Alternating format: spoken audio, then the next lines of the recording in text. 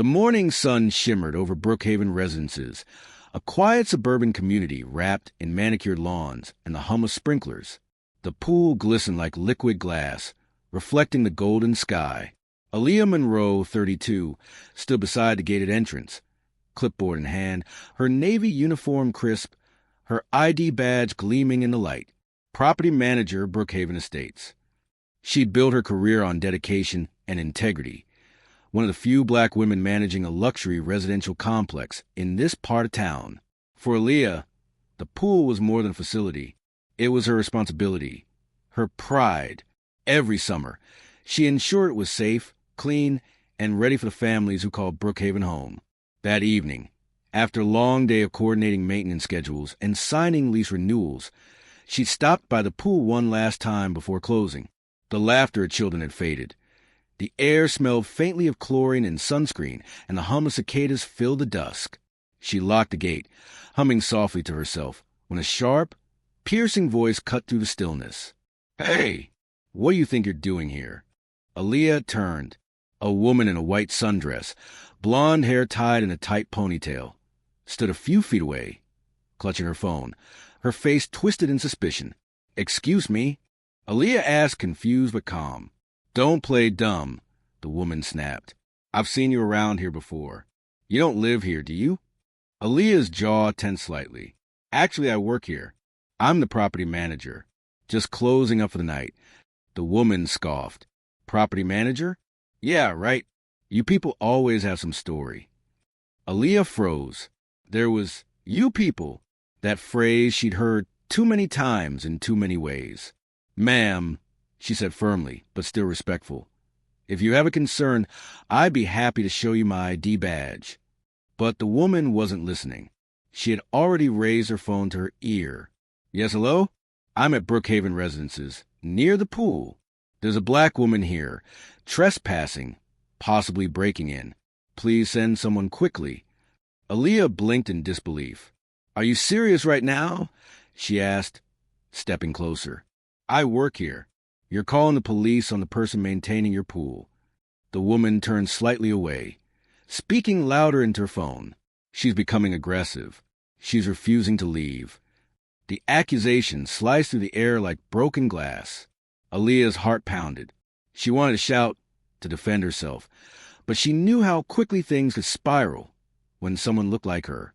Instead, she stood still, hands visible, posture calm, while the woman glared at her like she'd caught a thief. Minutes later, the distant wail of sirens echoed through the neighborhood. A small crowd had begun to form, residents drawn out by the noise and the commotion. Some filmed from their balconies. Others whispered, "What happened? Who called the cops?" "That's Aaliyah. She works here." But the woman, now pacing dramatically, barked at the bystanders. "You don't know that. She was tampering with the gate. I saw her." Aaliyah's chest tightened as the flashing blue lights appeared at the entrance. 2 police cruisers pulled up. Officers stepped out, calm, alert, assessing. The woman waved frantically. "Over here. That's her. She's the one." The taller officer approached first, hand resting lightly on a holster.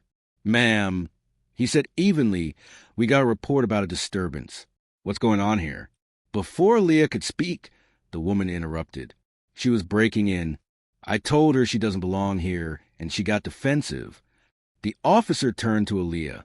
"Ma'am, can I see some ID, please?" Aaliyah's hands trembled slightly as she reached for her badge. She held it out for him to see. "My name is Aaliyah Monroe.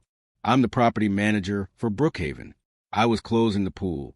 My office is right over there if you want to verify." The officer leaned closer to read it. His eyes flickered with recognition. Then he looked up, really looked at her, and his expression softened. "Aaliyah Monroe?" he said slowly. "Yes, sir." "Brookhaven Estates?" "That's right." He exchanged a glance with the other officer, and then something shifted. He smiled faintly. "You're the one who helped us last year, aren't you? With that missing kid." Aaliyah blinked, confused for a moment, then remembered. The little boy who'd wandered off in the playground. The entire neighborhood in panic. She'd found him hiding in a maintenance shed, scared but safe, and call the police herself. Yeah, she said quietly. That was me. The officer nodded. I remember. You stayed with him until we got there. You saved that kid's life. The woman's face went pale. Wait, what? She stammered. The officer straightened, crossing his arms. Ma'am, he said coolly. This woman works here. She's on duty. You called 911 to report a crime that never happened. The woman's lips parted in shock. But she looked suspicious. Suspicious? He echoed, raising an eyebrow. Because she was locking up a pool she manages? The silence that followed was deafening. The onlookers stared, some shaking their heads. A few muttered under their breath. The second officer stepped forward. Ma'am, false reporting is a serious matter. You could have put someone in danger tonight. The woman's voice quivered. I didn't mean, I thought. Aaliyah stood silently, the adrenaline slowly fading, replaced by exhaustion. She looked down at the clipboard still in her hand, her knuckles white around it. This happens more often than you think, she said softly. People don't see me. They see what they think I am. The officer nodded. We know, and we're sorry you had to deal with that again. But as the police began to take the woman's statement, Aaliyah's gaze drifted to the people watching. The phone still recording, the whispers still circling. Would they remember what really happened? Or would they just remember the sight of flashing lights and a black woman standing behind a police car? Even as the officers assured her she was free to go, Aaliyah couldn't shake the hollow ache in her chest. She turned to leave, but a soft voice stopped her. Miss Monroe! It was a little girl, no older than 10, holding her mother's hand near the gate. Her eyes were wide, innocent. You're the lady who found that boy last year, right? The one who got lost. Aaliyah managed a small smile. Yeah, that's me. The girl nodded seriously. You're a hero. And just like that, the heaviness in Aaliyah's chest cracked, just a little. But as she walked back to her car, a man approached from the shadows near the parking lot. Tall, expression unreadable. Miss Monroe, he said quietly, I saw what happened tonight. And I think you should know that woman. She's been trying to get you fired. Aaliyah froze. What do you mean? The man looked around nervously. She's been going to the HOA board, complaining about you for weeks. Said she didn't want people like you running this place. Aaliyah's blood ran cold. Who are you? She asked. Just someone who doesn't like seeing good people get destroyed for nothing, he said. Be careful. This isn't over. Aaliyah's eyes followed him as he disappeared into the shadows. The air was heavy with the smell of rain and chlorine, and somewhere in the distance, thunder rumbled. She looked back at the pool, the place she'd poured her time, her effort, her pride into, and for the first time, she wondered, how long could she keep fighting a system that refused to see her worth? The next morning, the sky hung gray and heavy over Brookhaven residences, as if the weather itself carried the weight of what had happened the night before. Aaliyah stood in her small office tucked behind the leasing center. The faint smell of coffee filled the air, but her cup sat untouched. Her phone kept buzzing, missed calls, emails, notifications. The video, someone had posted the confrontation online. A shaky, phone-recorded clip titled, White Woman Calls Cops on Black Property Manager Closing Pool. It already had thousands of views. Aaliyah scrolled through the comments. Some supportive. This woman handled it with grace. She's so calm. Respect. But others dripped with venom. Maybe she was trespassing. Another fake victim playing a race card. Her chest tightened. She put the phone face down and took a deep breath. Then came the knock. 3 sharp raps on the door. Come in, she called. The door opened to reveal Tom Walters, the HOA president, a stocky man in his 50s with a polished smile that never quite reached his eyes. He was accompanied by Karen Delaney, the same woman who had called the police the night before. Aaliyah's pulse quickened. Morning, Aaliyah, Tom said, his tone clipped and formal. We need to talk. She straightened her posture. Of course. About last night? Tom gave a rehearsed sigh. Yes, among other things. We received complaints. Aaliyah folded her arms. Complaints? From whom? Karen smirked slightly. her tone dripping with false innocence. Several residents, actually, people are saying you were behaving aggressively, that you raised your voice. Aaliyah's jaw clenched. That's not true, and there's video proof. I was calm the entire time. You're the one who... Tom raised a hand. Let's not point fingers. We're just trying to maintain harmony in the community. You understand that, right? Her voice hardened. Harmony doesn't come from letting people weaponize 911. Karen's eyes narrowed. Excuse me? Aaliyah stepped closer, meeting her gaze. You called the police on me because you assumed I didn't belong. You could have got me killed, and now you're trying to twist the story. Tom's smile vanished. Watch your tone, Ms. Monroe. We're all professionals here. She exhaled sharply, turning away before she said something she'd regret. What exactly do you want from me? Tom adjusted his tie. The board is meeting tonight. We'll be discussing whether your actions have reflected poorly on the community. Some members believe your presence is divisive. Aaliyah turned back slowly. Divisive? Because I was harassed. Tom's face hardened. Because the incident has gone viral. We're getting media attention. That's bad for property's image. Investors are calling. Her chest burned with frustration. So instead of addressing the racism, you're worried about optics? Karen crossed her arms smugly. Maybe if you'd handled it quietly, this wouldn't have become a problem. Aaliyah's voice dropped, low and steady. You called 911 on me for doing my job. Don't lecture me about how I should have handled it. Tom gathered his papers, forcing a polite smile. You'll be informed of the board's decision tomorrow. I suggest you prepare a statement. As they left, Karen shot her one last look. Cold, satisfied. Good luck, sweetheart. You're going to need it. The door clicked shut behind them. Aaliyah stood motionless, anger and disbelief coursing through her veins. Then she sat down, gripping the edge of her desk until her knuckles turned white. For the first time in her career, she felt truly cornered. That night, the HOA meeting was held in the Brookhaven clubhouse, a spacious room with beige carpets and glossy oak tables. Aaliyah arrived early.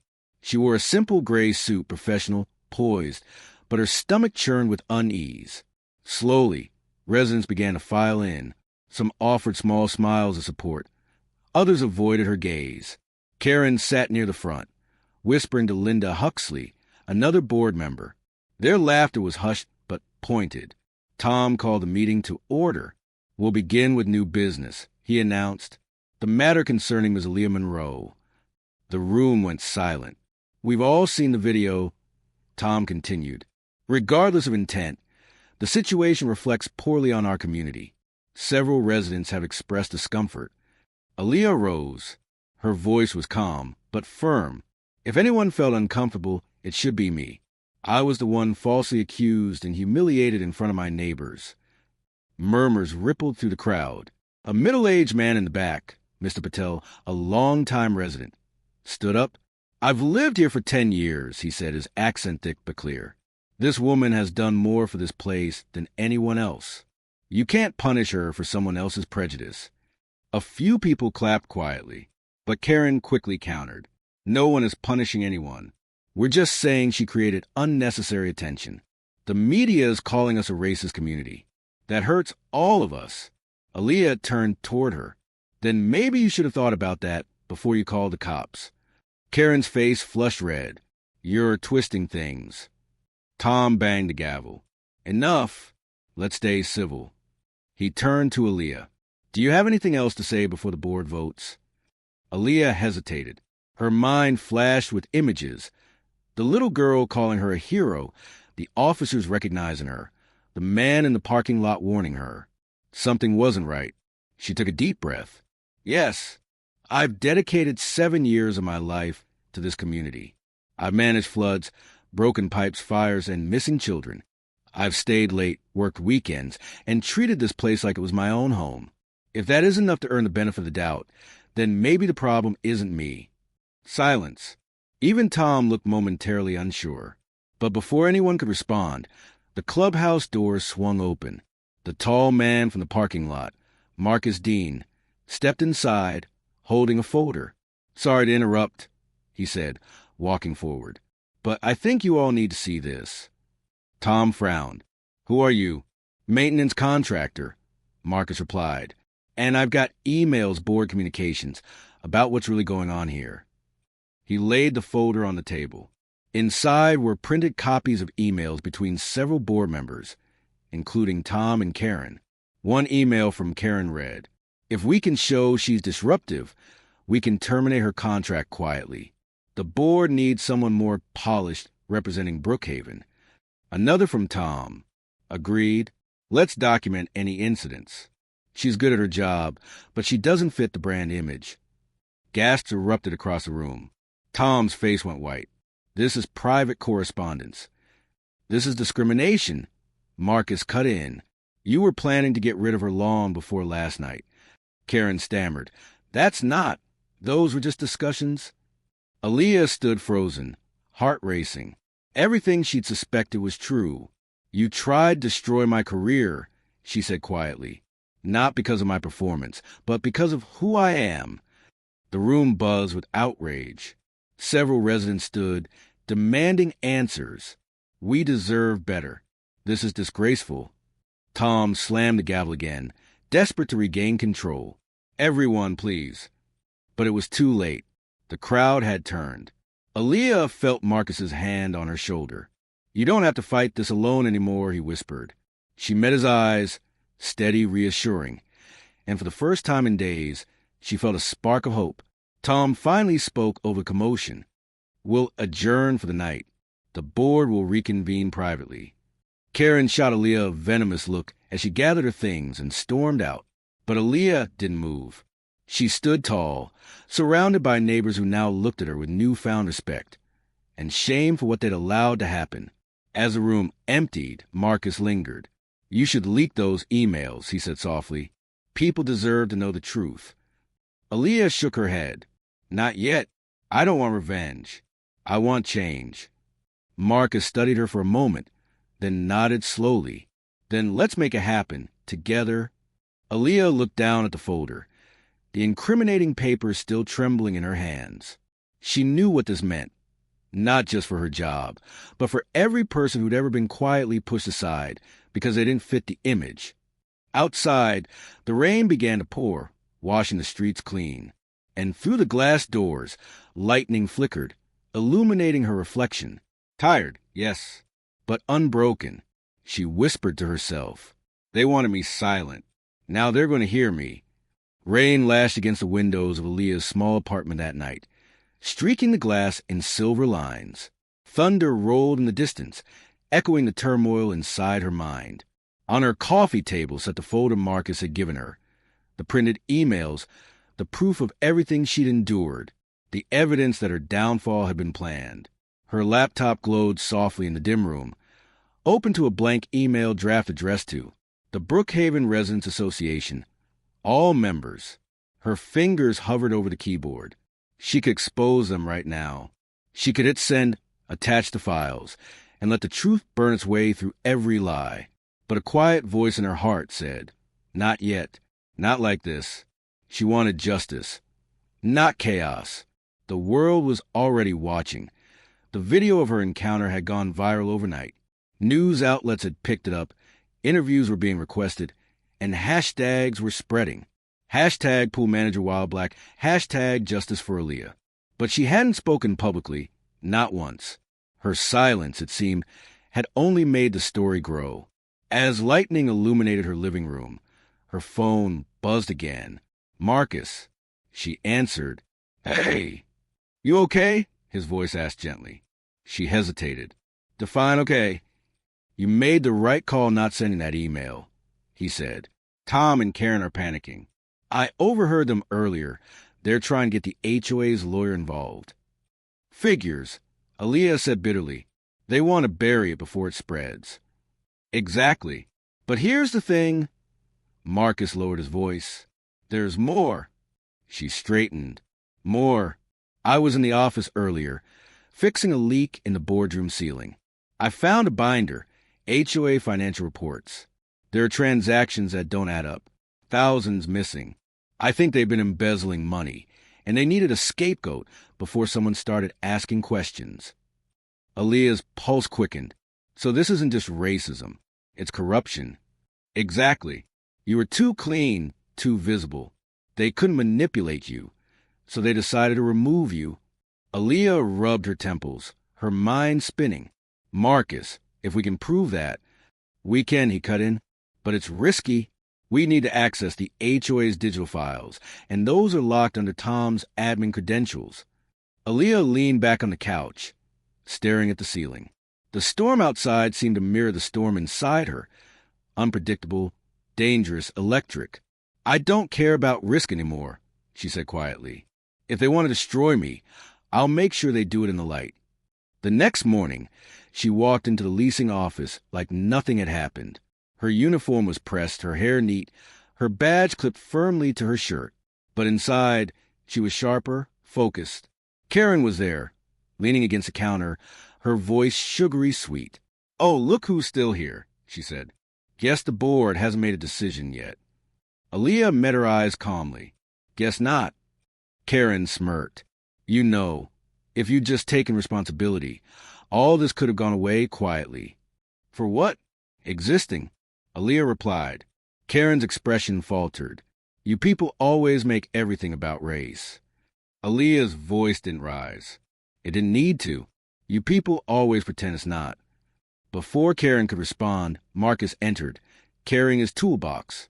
"Maintenance request of the main office computer," he said casually, holding up a work order slip. Karen glanced at it and rolled her eyes. "Whatever. Just don't mess anything up." She sauntered out, muttering something under her breath. As soon as she was gone, Marcus set his tools down and whispered, "Okay, I've got 15 minutes before she comes back." He opened the side panel of the office computer, inserted a small USB drive, and typed rapidly. Aaliyah stood watch by the door, adrenaline pulsing through her veins. "You're sure this will work?" she asked. "It'll give us read-only access to their financial logs. No one will know we were in." Minutes ticked by. Every keystroke sounded like a thunderclap.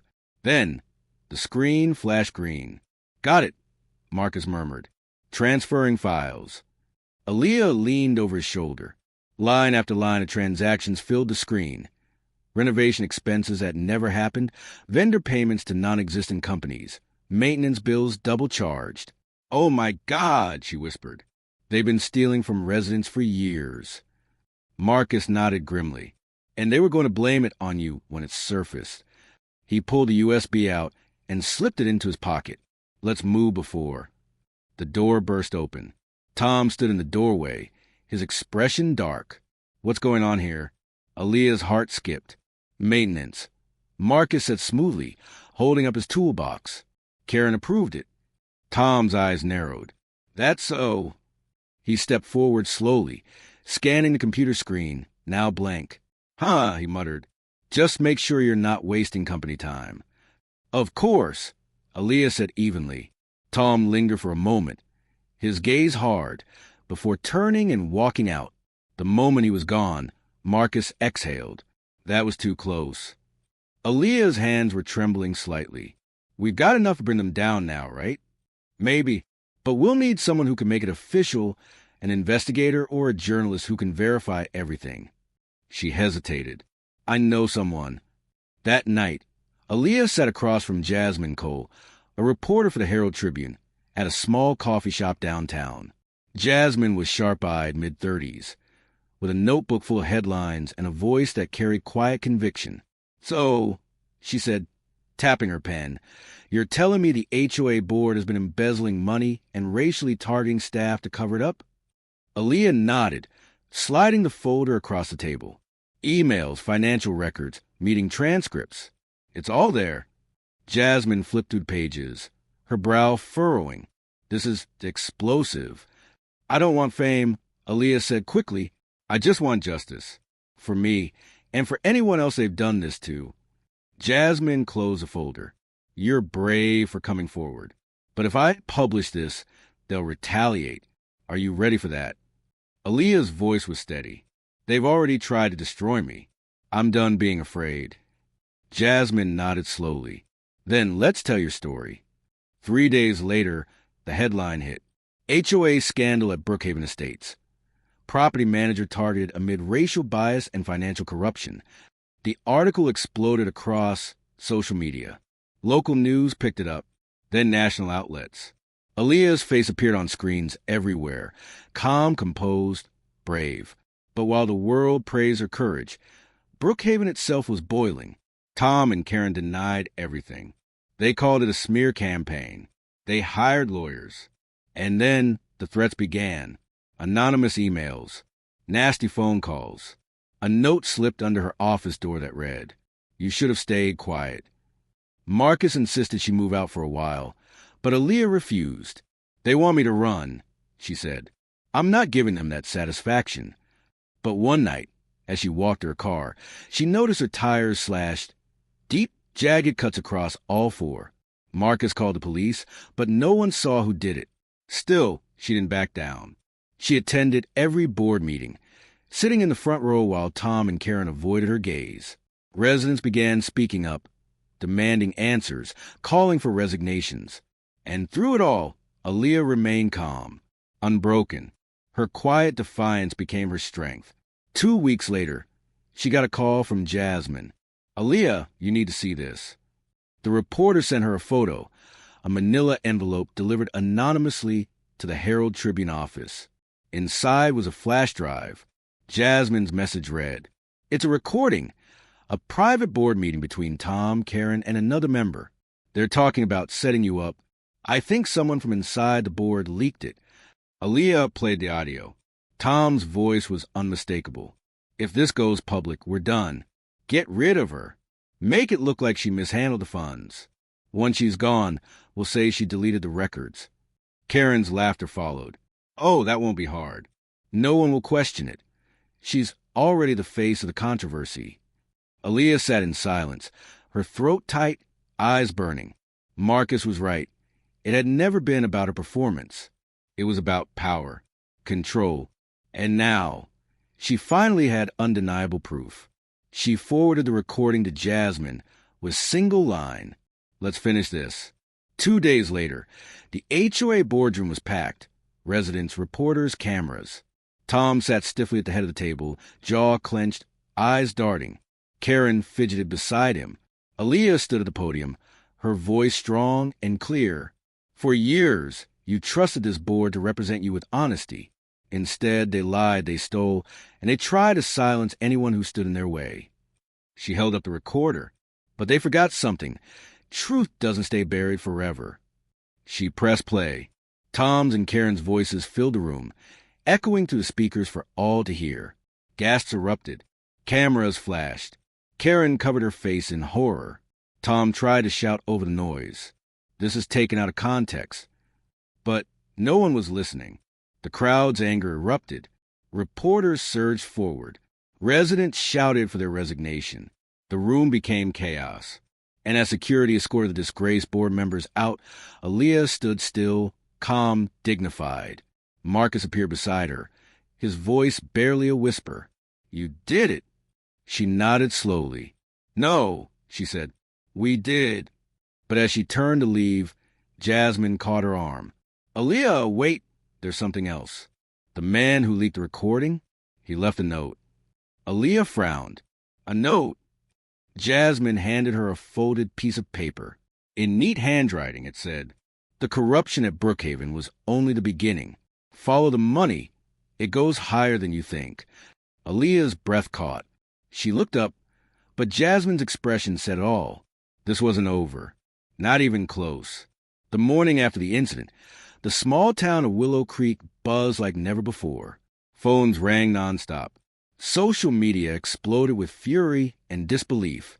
Videos of the altercation between Danielle Rivers, the respected property manager, and Susan Whitmore, the woman who had called 911 on her, flooded every corner of the internet. The clip was less than 2 minutes long, but it was enough to turn the town upside down. "This is MY Property." Susan's voice shrieked from video. "Ma'am, I'm the manager here," Danielle said, her tone calm but trembling with frustration. Then came the line that made everyone gasp. "I don't care who you think you are. I'm calling the police." And then the sound of approaching sirens. The final seconds of the video froze on the stunned faces of the responding officers, Officer James and Officer Riley, when they recognized Danielle. By 8 a.m., Danielle's phone wouldn't stop vibrating. Text calls, news requests, it was all a blur. Her best friend and fellow resident, Tasha, barged into her apartment, holding a tablet with the viral video paused on screen. Tasha, girl, you're everywhere. CNN, local news, TikTok. They're calling you the pool manager hero. Danielle, hero? I didn't do anything heroic. I just tried to close the pool. Tasha, you stood up to her, and you stayed calm when most people would have snapped. That is heroic. Danielle smiled faintly, but her eyes betrayed exhaustion. Danielle, I didn't sleep all night. Every time I closed my eyes, I heard her yelling, the way she looked at me, like I wasn't supposed to exist there. Tasha, that's exactly why people are rallying behind you. It's not just about the pool anymore, Danny. It's about every time someone's been made to feel they don't belong, even when they do. Outside, a news van parked near the gate. Reporters shouted her name. Danielle Rivers. Can you tell us what happened at Willow Creek Apartments? Do you plan to press charges against Susan Whitmore? Danielle shut the blinds. She wasn't ready for the spotlight. But deep down, she knew the moment had chosen her, whether she was ready or not.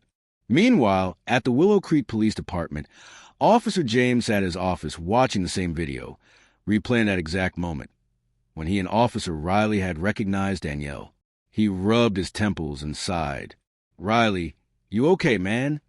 James, she used to be our community liaison, helped us organize the youth outreach program 2 years ago. She's done more for this town than half the people complaining on Facebook. Riley, and this Susan woman? She's claiming she felt threatened. James, threatened? By what? Her professionalism. The chief walked in, his expression tense. Chief Morgan, we got the mayor calling, the press calling, even state reps asking for statements. Handle this carefully. No slip-ups. James, sir, with all due respect, the truth's already out there. The video speaks for itself. Chief Morgan, then make sure the rest of the truth comes out, too. Officially. James nodded. He'd already made up his mind. He would do more than issue a report. He would set the record straight publicly. At the same time, across town, Susan Whitmore sat at her dining table, staring at her laptop screen. The comment section was brutal. Thousands of angry messages, hate-filled emojis, people calling her a racist, a Karen, worse. Her husband, Richard, paced nervously. Richard, you should delete your account. Sue, just get off the internet for a while. Susan, they twisted it. I didn't mean anything by it. She looked suspicious. Richard, suspicious? You knew who she was. She's been managing this property for years. Susan, I didn't recognize her at first. It was dark, and she was near the pool after hours. Richard, stop. Susan, just stop. You're making it worse. Susan slammed her fist on the table, tears filling her eyes. Susan, I'm not a bad person, Rich. I don't know what I was thinking. Richard, that's the problem. You weren't thinking. Outside, a camera crew set up across the street. A reporter's voice carried faintly through the open window. This incident has sparked outrage across the state, with protests planned this weekend at Willow Creek. Susan buried her face in her hands. Susan, what have I done? Later that day, Danielle sat across from Officer James in a quiet corner of the station. James, I just want to check on you personally, Danielle. You didn't deserve what happened yesterday. Danielle, I appreciate that, but I'm not looking for sympathy. I just want to make sure no one else goes through this again. James, we're preparing a statement. It'll clarify that you were the authorized manager on site and that Susan Whitmore made a false emergency call. Danielle, a statement is fine, but what about accountability? She used 911, a life-saving service, as a weapon. James, you're right. Pauses. And I'll push the DA to review it as a misuse of emergency services. But Danielle, there's something else. He opened a folder and slid a document across the desk. James, This is from our body cam footage, the part the public hasn't seen. Danielle leaned forward, hesitant but curious. The footage showed the moment the officers arrived, and something she hadn't noticed in the chaos. Officer Riley, in video, ma'am, she's the property manager. She's supposed to be here. Susan, no. I know who she is now, but she was giving me attitude. James, in video, she was just doing her job. Susan, well, maybe she should know her place. Danielle's heart dropped. That line, that hateful, casual venom in Susan's voice. It made her chest tighten, but also lit fire inside her. Danielle, quietly, people need to hear this. James, we're making it public tomorrow. I wanted you to see it first. She nodded, a tear slipping down her cheek. Danielle, then tomorrow, the truth finally speaks. By the weekend, the entire town gathered outside Willow Creek Apartments. Signs waved high. We belong everywhere. Justice for Danielle. And the 9/11 bias. Local news stations broadcast live.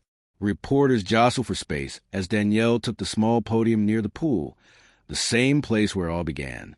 Her voice trembled at first, but then grew strong and resolute. Danielle, when I was a little girl, my mom used to tell me, baby, never let anyone make you feel small for standing tall. Yesterday, I almost forgot that.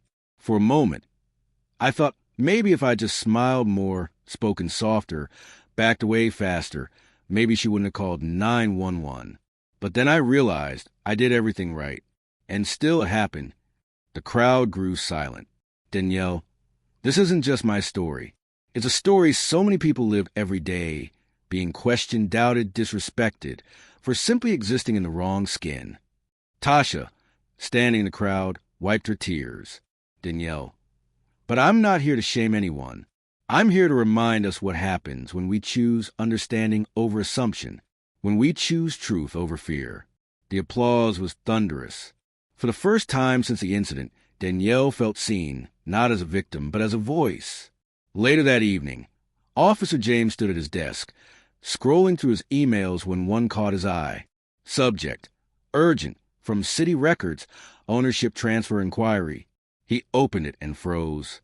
Attached was a document showing the Willow Creek Apartments had recently been sold, and the buyer's name was shocking, Danielle Rivers, LLC. James blinked in disbelief. Danielle had bought the very property where she was disrespected. The pool, the buildings, the management office, all of it. He picked up his phone immediately. James, Danielle, I just got your file from the city clerk. Is this real? Danielle, smiling through the phone. Yes, officer.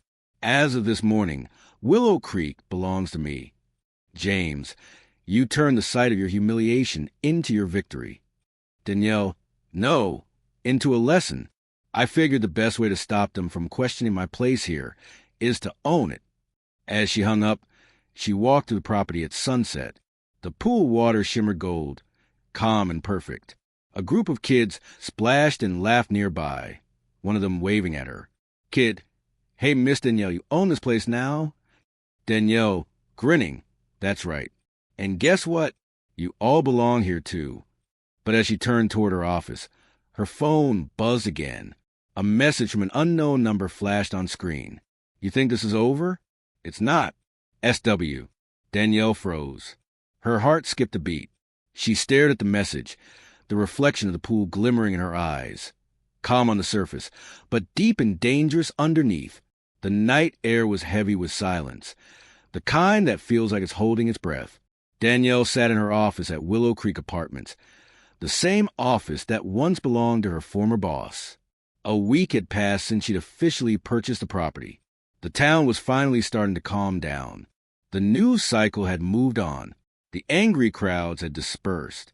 But she hadn't found peace. That message, you think this is over? It's not. SW still haunted her. She'd stared at it 100 times, memorizing the initials, her stomach twisting tighter with every glance. She knew exactly who it was. Susan Whitmore, the woman whose voice had once turned a calm summer evening into chaos. The sun had not yet risen, but the horizon glowed faintly pink, the kind of dawn that feels more like a warning than a promise. Danielle sat at her kitchen table, her hands clasped tightly around a cup of cold coffee. She hadn't slept. Her mind replayed Susan's message over and over. Tomorrow it ends. Every tick of the clock pushed her closer to whatever it meant.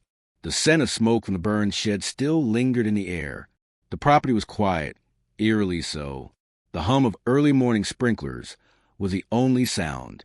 Outside, the pool shimmered, half rebuilt, its reflection like glass. For Danielle, it wasn't just water anymore. It was memory. It was battle. It was proof. Scene 1, the calm before the storm. Her phone buzzed. Officer James. James. Morning, Danielle. Patrol's been doubled. If she shows up, we'll know. Danielle. Thanks. But I have a feeling she won't come to the front gate. James. What makes you say that? Danielle. Because she's not trying to get in. She's trying to make me come out. There was a pause on the line. James. Then don't take the bait. Danielle. I'm done running, James. She hung up, took a deep breath, and looked at the old keychain that once held the pool keys. The same one she'd been holding the night Susan called 911. Danielle, softly, full circle. Scene 2, the return. At 6:14 a.m., the quiet shattered. The sound of tires screeching tore through the stillness. Danielle rushed to the window. A black SUV had rammed through the side gate, splintering the wood. Susan Whitmore stepped out, hair wild, eyes blazing, her hand gripping something metallic. Danielle whispering, "No, no, please don't." She ran outside, her heart pounding. Danielle, "Susan, stop. What are you doing?" Susan, "You ruined me, Danielle. You made the whole world hate me." Danielle, "You did that yourself. You called the police on an innocent woman doing her job." Susan, "I lost everything. My job, my husband, my friends. And you became famous." Danielle shook her head, voice trembling but firm. Danielle, "You think I wanted fame? I wanted peace.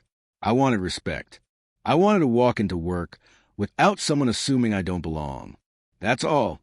Susan's grip on the object tightened, a crowbar glinting under the rising sun. "Susan, you took my life. I'm taking yours." For a moment, the world went silent. Then, a voice shouted from behind. "James, off-screen, drop it, Susan." Officer James and 2 patrol cars screeched to a halt near the gate, guns drawn, sirens blaring.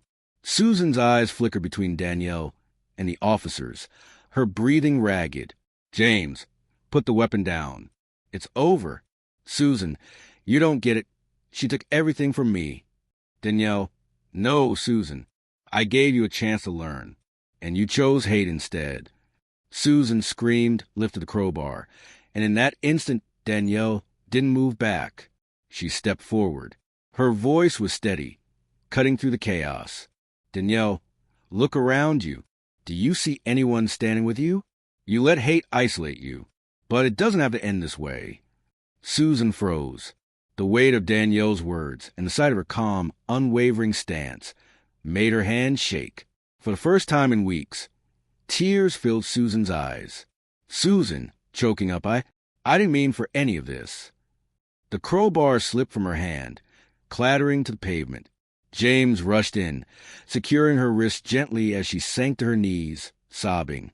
The sirens faded, replaced by the sound of early bird song and distant murmurs of waking neighbors. Scene 3, the confession.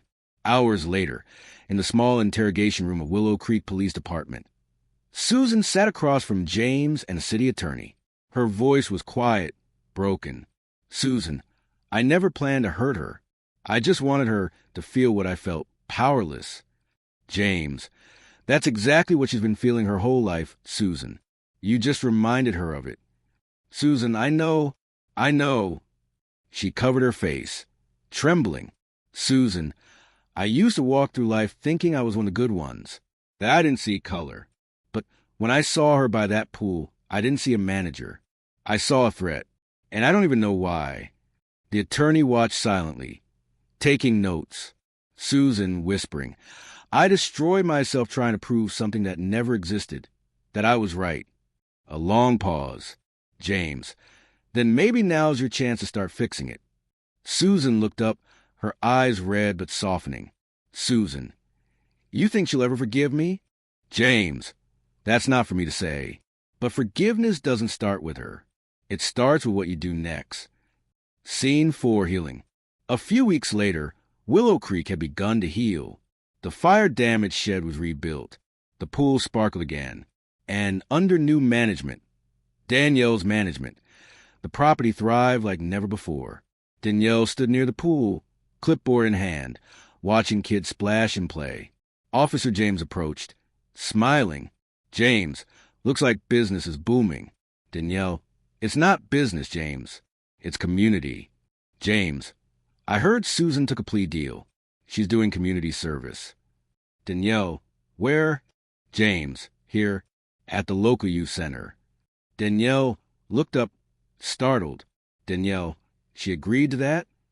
James, her idea actually said she wanted to make something right, even if it's just a start. Danielle was quiet for a moment. Danielle, everyone deserves a chance to change.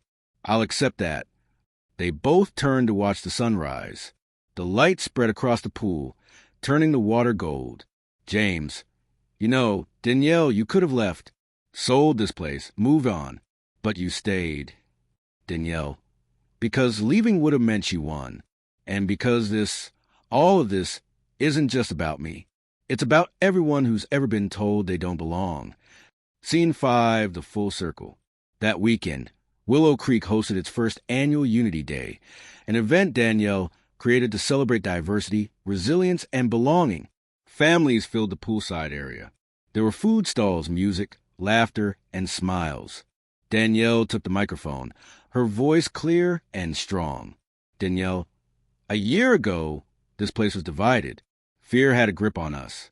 But today, we're proving that hope runs deeper than hate. Applause rippled through the crowd. Danielle, we can't change what happened yesterday, but we can decide who will be tomorrow. And I choose forgiveness, because hate only grows where love is absent. She looked toward the back of the crowd and froze. Susan stood there quietly, wearing a volunteer t-shirt, handing out bottled water to kids. Their eyes met. For a long moment, neither said a word. Then Susan nodded once, a silent apology, and Danielle nodded back. It wasn't forgiveness yet, but it was the beginning of it. Scene 6, justice at sunrise.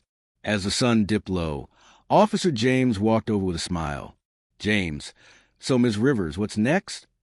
Danielle, next? Expansion.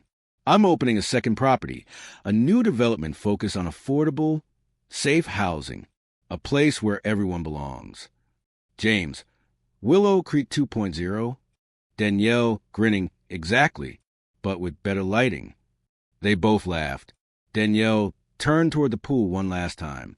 The water glimmered under the fading light, rippling softly, calm, steady, unstoppable. She could almost hear her mother's voice again. Never let anyone make you feel small for standing tall.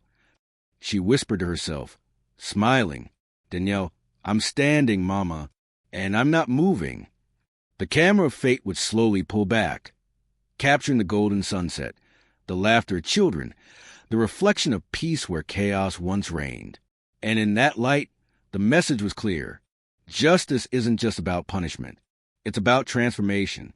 It's about finding the courage to stand firm and the grace to forgive. Epilogue. Months later, a new plaque was mounted near the pool gate. It read, Willow Creek Apartments, a place for all, dedicated to the resilience of truth and the power of unity. As Danielle stood before it, she saw Susan volunteering nearby, helping a child learn to swim. And for the first time, Danielle felt no anger, only peace. She smiled, whispered under her breath, we finally belong.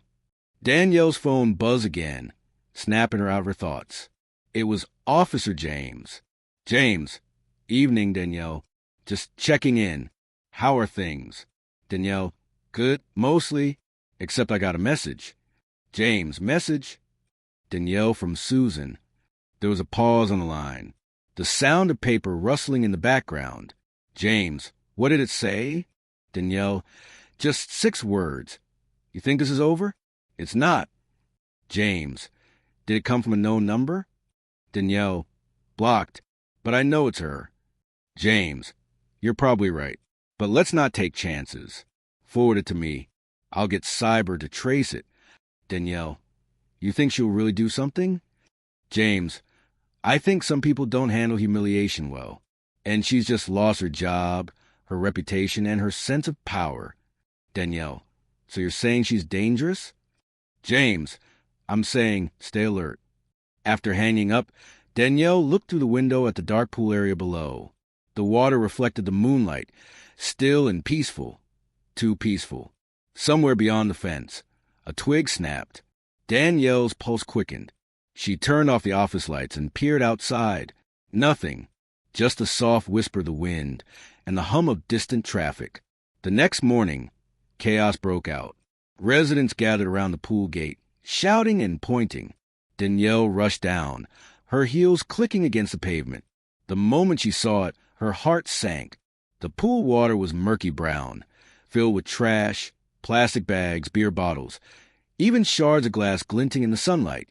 The once pristine deck was vandalized with black spray paint. Across the tiled wall, 3 chilling words were scrawled in uneven letters. Know your place. Tasha peered beside her, her voice trembling. Tasha, oh my God, Danny who would do this? Danielle, who do you think? Tasha, you mean, Danielle, yeah, Susan. Her phone buzzed again. Another unknown number. Another message. You don't belong here. Danielle's fingers tightened around the phone. Tasha, you're not safe here. You should call the police. Danielle, no, not yet. I won't let her think she's winning. This is my property now, and I'll clean up her mess just like I did the first time. She grabbed a broom and garbage bag and began cleaning. One by one, residents joined her, young, old, families, neighbors. Soon the pool area filled with the sound of laughter and teamwork instead of fear. Even as she scrubbed the hateful graffiti, Danielle smiled faintly. Danielle, if her goal was to scare me, she failed. Tasha, you turned vandalism into a community event. That's next-level resilience. Danielle, that's what she'll never understand. She can't destroy what she didn't build. But later that night, when Danielle returned to her office to lock up, a faint sound caught her attention. The creak of the back door. The lights flickered. Danielle froze. A shadow moved across the glass window, behind her desk. She reached for her phone, but before she could dial, the door swung open. Danielle, who's there? Silence. Then the unmistakable sound of a woman's voice, low and bitter. Susan, you took everything from me. Danielle's breath caught. Susan stepped into the faint moonlight, disheveled, her eyes red from crying, her hands trembling. Danielle, Susan, what are you doing here? Susan, you made me the villain. I lost my job, my friends, my life. Danielle, you did that to yourself. Susan, I called the police because I thought, Danielle, because you thought I didn't belong. Say it. Susan, because I was scared. Danielle, of what, Susan? A clipboard? A keyring? Or just the color of my skin? Susan's lip quivered. Susan, you don't understand. People see what they expect to see. I made a mistake. Danielle, you didn't make a mistake. You made a choice. The tension hung thick between them. The sound of a distant siren echoed outside. Danielle, get out, Susan, before I call 911 the right way. Susan, you think you're better than me? Danielle, no, just smarter. Susan glared at her, her jaw tightening. Susan, you'll regret this. She turned and stormed out into the night. Danielle's knees weakened as she exhaled shakily. She immediately called Officer James. Danielle, she was here. She broke in. James, lock the doors and stay inside. I'm on my way. But by the time the officers arrived, Susan was gone, vanished into the darkness. All they found were footprints by the pool and a half-empty can of spray paint. 2 days later, Officer James called Danielle back to station. James, we got something. Susan's phone records. Danielle and James. She's been in contact with someone you know. A man named Carl Jensen. Danielle, Carl? He used to manage Willow Creek before me. James, exactly. And guess what? He's been helping her. Danielle, helping her do what?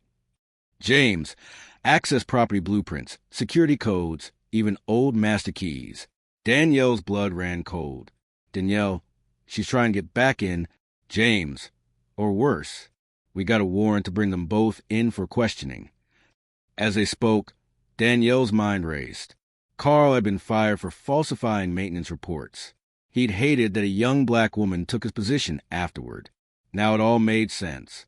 That night, Danielle couldn't sleep. Every creak in the walls made her heart skip. Every gust of wind sounded like footsteps. At around midnight, her phone buzzed again. Another message. This time, there was a picture attached. It was a pool, taken from outside her window. She was in the reflection, sitting at her desk.